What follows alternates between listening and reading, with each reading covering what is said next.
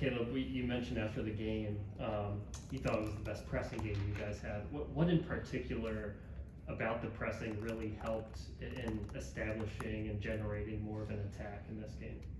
Yeah, I just think we were aggressive pressing from the front and also being connected as a team. We were more compact, and when they tried to play into their front players, their front three, we were tight with our central defenders and closing off those spaces. And there have been some times where we've pressed high and gotten good pressure on the ball, but then not been connected when they tried to play through the lines. And there have been other times that we're not getting good pressure on the ball. So I thought we did a nice job of pressing high, turning them over, and it led to obviously one of our goals in the first half where Sean Johnson gave the ball away, and there was another really good action where we won it and Cucho hit the crossbar as well. So I think we had like 36 balls won in the front half, which is our second highest of the year. What was the highest? Highest was Toronto early in the year. Okay. Yeah. Looking at this game, what do you just expect the emotions to be for some of the guys who are close with Gyasi and they get to see him again? And two, English was just in here saying he'll be, feeling confident after 3 goals this past week, but probably burning a bit to get a goal this week. Gyasi will be. Yeah, no, we come across, the tree all the time, play players that were former Crew players, and Kai Kamara scores a goal against us. Obviously Kai was here, and so there's always players that you're going to come across that wore the badge, and those players mean a lot to our club. Obviously, we wish Gyasi all the best, like we do any player that has worn the uniform. So this will be no different. Like Harrison Awful as well. I'm sure you saw him come over and say hello to the staff and the bench before the game when we played him. So it'll be no different. And then obviously the whistle blows, and we have to win the game. We have to play well, and obviously he's on the other side, so we don't want him to do too well. But yeah, it's been great to kind of follow him. He had a hat trick last game. I thought he had a good game in watching that game, and was very opportunistic like he usually is in the box. First one a rebound that the goalie spilled, and second one was a quick action to goal, and third one was typical Gyasi. So yeah, we wish him all the best, like every player that we come across that's worn the badge, and every player that I've worked with, which there's hundreds of them, So we'll probably share a little handshake before or after, and then it's business as usual. There's the thought that, okay, you guys know Gyasi because he played here for so long, but he also knows a lot of these defenders, a lot of the guys. Yeah. How have you seen, like you said, there's a lot of former guys, but how have you seen that kind of balance out throughout your career when there's a lot of familiarity between attackers and defenders there? We usually know every attacker we play against, we've watched them, we've analyzed them, we've seen their movements, so there honestly will be no different discussions at all. It's going to be a normal scouting report, it's going to be a normal prep. We're going to look at their team, we're going to look at their individuals, we're going to prepare for both how they play as a team and how their individuals operate. There'll be nothing different, to be honest with you. Slightly different topic, but Darlington with the All-Star game tonight, we know what he gives you on the field. We've talked about it a lot. Off the field, his leadership, things like that. What stands out to you, and obviously you know him well, what stands out to you the most about him as a player, but maybe stuff we don't see regularly? Yeah, I just think it's two things, his professionalism. You're not going to meet a better pro. What I mean by that is just, the way he goes about his work every single day, taking care of himself, whether it's in the training room, whether it's in the gym after, whether it's off the field, making sure he's eating the right things, sleeping. He's just a true pro in taking care of every detail. That's why he's had the career he's had. That's why he's been so consistently healthy. He's not a guy that's injured very often. And at his age, for him to be available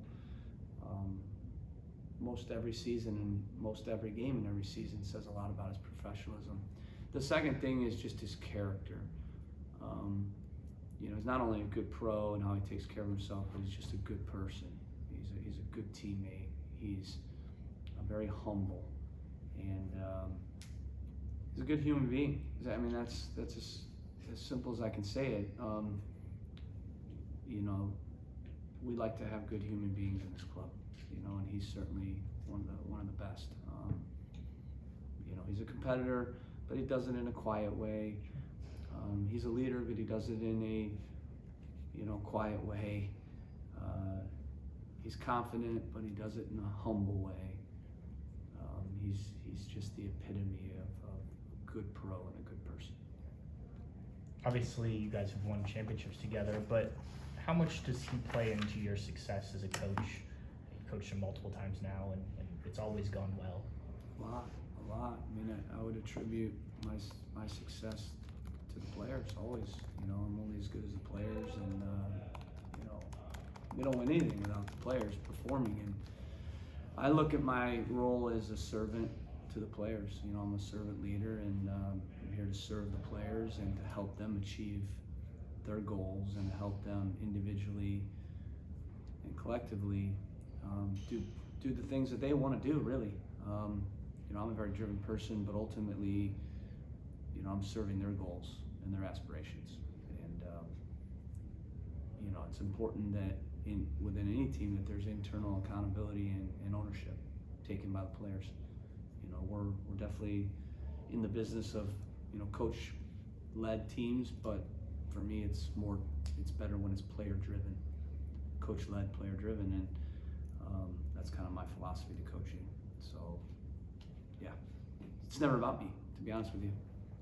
I don't go home and look at my trophies in the office. I go home and look at the pictures of Jonah and I holding the trophy, and Darlington, and changing players' lives, helping them achieve what they want to achieve, helping them, of course, have the careers they want to have, helping them along the way build their families and have security and stability, and for sure leave a legacy in the club. We're all stewards of the club. So the players are on the front lines. They're the ones inside the lines. They're in the trenches. So Darlington, yeah, I don't win an MLS Cup without him. But it's not about me, it's about him.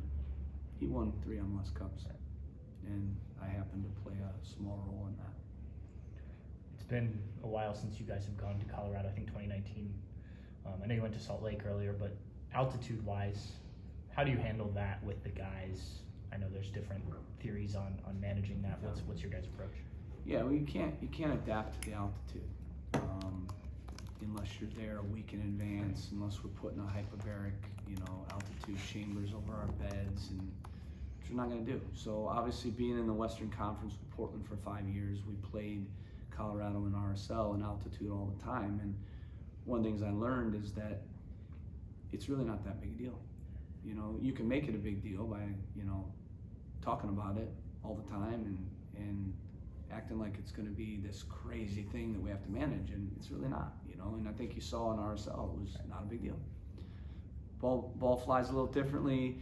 You typically feel a little burn, like 30-minute mark for a minute, 30 seconds, whatever it is, and then you're over it. But you really got to watch kind of that first wall at about 30 minutes to close the half, and then you got to watch that second wall at about the 70th minute. Definitely, the end of halves, end of the game, you got to grind through. But our players are fit, really fit right now, and we're healthy. We've never been more healthy, we've never been more fit. So we are reaching the end of the season where this should not be a problem at all. And I think the more you talk about it, the more they think about it, the more it becomes a placebo effect. When you're looking at this Colorado team, they've risked a lot to get a lot of rewards, especially the last week with how many goals they've not only scored but given up as well. What have you seen from them? And you were mentioning earlier how you liked how your team pressed, but you also, this is a team you have to be cautious about giving them too much space in behind. How do you manage a game against this team on the road? Yeah, so we have 11 games left, and 6 are away, 5 are at home. And we've been good on the road. Obviously, everybody knows that this year. We've been very good on the road and very consistent on the road. I think we've only not taken results on the road in 2 games the entire year. So we should have some confidence being able to go on the road. We should have some understanding and confidence playing in altitude. And we have 2 Western Conference opponents left. So in a lot of ways, I look at it as bonus points. You know, you're on the road in an Eastern Conference game, and you start to think about, yeah, you want to win, but also a draw holds the points. You know, in the West, you know, a draw is just a point, does not a lot else for you. So I think we're going to go in there trying to get 3 points, because those are bonus points in these last 2 Western Conference games, and we don't need to worry about holding points anywhere. So I think we can go in there with confidence. We can go in there knowing we've gotten results on the road and knowing we've played in altitude. They've had an up and down year. I think Robin would agree with that. They won the West last year. I remind people of that.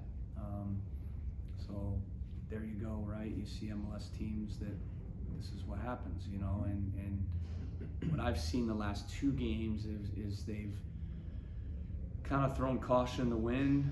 You know, is it desperation? They know they need points. They know it's a tight Western Conference, you know, right now, and it's slipping away. So I think they hit a point early in the Red Bull game where they gave up a couple goals, went down 2-0, and just stopped thinking about, you know, anything other than there's nothing to lose. Let's go and throw caution to the wind and attack. And I think they've kind of carried that into the next game as well. And like you said, they've given up a lot of goals. They've scored a lot of goals. They scored 9 goals in the last 2 games. So we're a team that does well with time and space.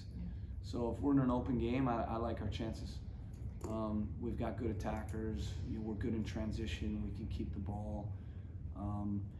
It's probably not going to be a 0-0 game, you know, but I like that. I don't think we should go in worried or tight, but for sure they can score goals. They've got good players. Robin does a great job just always creating a little bit of a, you know, underdog mentality in his team, and you can see they have a chip on their shoulder right now. You can see that the spirit in their team is good. I think they're starting to believe again. So it's going to be a fun game. You know, it's going to be a fun game, and I think it's going to be an exciting game. And I think the last thing we're going to do is sit back and be nervous and tense. You know, we're going to go in there trying to attack, trying to be aggressive, just like we did last game. We need to stick with that. Doesn't mean we won't, you know, at times be compact and smart in how we defend. And, you know, I'm not saying we're going to press high all the time. You know, there are going to be times we're going to need to just sit in our lines and be smart and then use transitions. And I think that's, you know, where we need to be in control with and without the ball. We're a pretty organized team, you know, with and without the ball. So I think that's going to be important in the game. But I would say they're definitely a team that you're not going to be comfy even if you're up in the game. Because they've come back in both games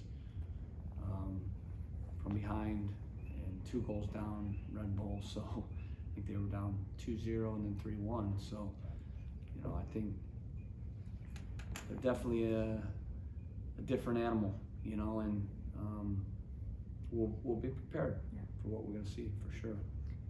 Last one for me, just about Eloy Room and his performance. When you guys do play a little bit more aggressively, there's times where Eloy has to make big saves. It's not just the shot stopping, but there at the end, as you're killing out a game, he makes a pretty big save just on a cross. How important are moments like that, especially late in the game when you have a goalkeeper being demanding in their box? Yeah, it's a weird game expected goals wise, because their top 2 chances, the play was offside. And that was .70 and .55, and they counted 2 shots in the same moment. The second shot just deflected off Eloy's hand into his head. So these are all things that you got to take with a grain of salt. You take that situation out, which was offsides, they had a .65 expected goals, believe it or not, on the day. So it was a pretty tight game. But like you said, when you play aggressively. There's always the double-edged sword. There were a couple moments, second half in particular, one moment where we gave the ball away, playing out of the back, and Aloy comes up with a massive save on a breakaway. And then there was another moment we were pressing, and they played into the striker, quickly off, and then in behind Milos, and he made a great save, kind of cutting the angle on a breakaway. And a lot of times you've seen that play, it can go wrong, you know, whether it's a penalty or a red card. And I thought in those two moments, in particular, he really did well. So, you know, in talking to him too, though, it's easier because he can read it. He can read those situations. So you'd rather be, when we're pressing high, connected and understand you're going to have to make a few of those plays because of high line, you know, defending. You're ready for it. And same thing when we play on the back, right? He knows he's going to have to make a few of those, but we need to do better as well in those situations. But I always say this: goalkeepers wear gloves because they need to make saves, and you know, Aloy's certainly one of the best in the league at making saves. So we don't want him to have to touch the ball a lot, but he's there for that. Yeah. He's there to make saves. You know, he's not there to stand in the goal. Thanks, Kim. Appreciate it.